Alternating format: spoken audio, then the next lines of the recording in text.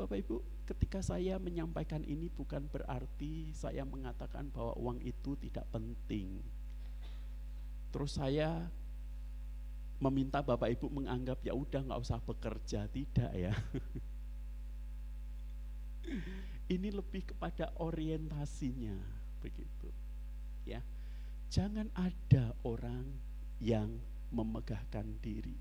Maksudnya apa bagian ini Bapak Ibu? Maksudnya adalah kasih karunia yang adalah kekuatan, keselamatan itu dimasukkan Bapak Ibu, dihadirkan dalam jiwa kita, sehingga kita dimampukan untuk menghidupi keselamatan itu melalui iman. Jadi akhirnya kita mampu nih, kita sanggup nih untuk bertumbuh, kita mampu. Gak seperti dulu yang sebelum mengenal Kristus, kita mau berbuat hidup baik saja gak bisa. Gitu loh. Kita mau bertumbuh di dalam percaya kita kepada Tuhan saja gak bisa.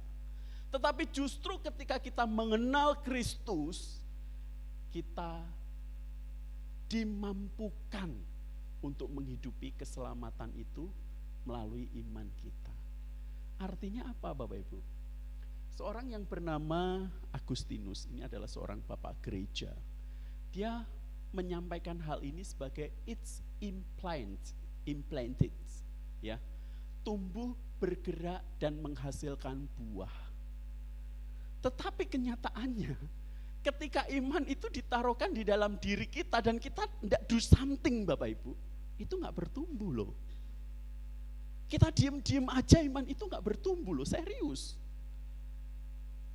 Kalau Bapak Ibu setelah menerima Kristus terus kemudian Bapak Ibu hanya di rumah saja, tidak bergabung di dalam sebuah komunitas dan menghidupi iman itu, maka iman itu akan stagnan loh.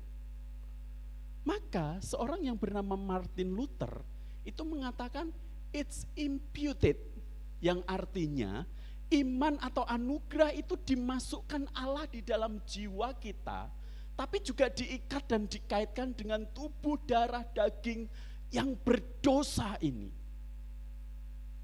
Sehingga kita perlu mengerjakan dengan sungguh-sungguh dan serius.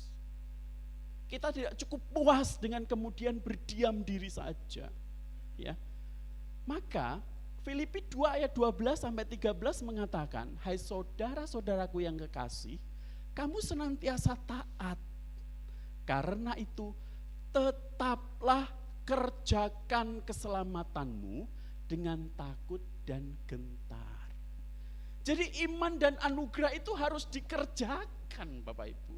Yang sudah diimputed di dalam hati kita, yang diikat dengan natur dosa kita, itu harus kita kerjakan. Tidak boleh kita hanya duduk-duduk manis ke gereja, diem-diem saja, habis itu pulang enggak do something. Enggak bisa. Itu harus dikerjakan. Petrus juga mengatakan hal yang sama.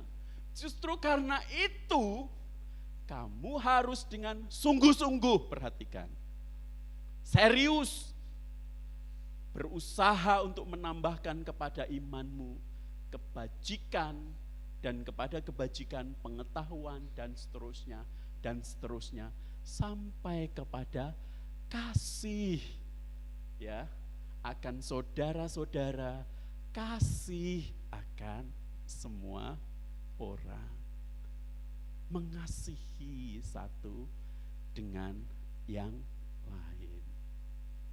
Keren ya?